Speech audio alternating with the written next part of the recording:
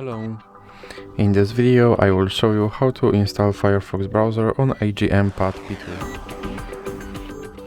So you have to start by opening your Google Play Store, then click on search bar and you have to type in Firefox.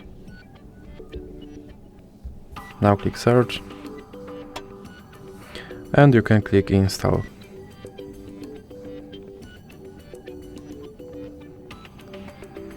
Now you can click open and here you can select your default browser, or you can click cancel, and now you can add Firefox widget, or you can click not now. Here you can sign in, or you can click not now, and you can turn on notifications, or you can click not now again.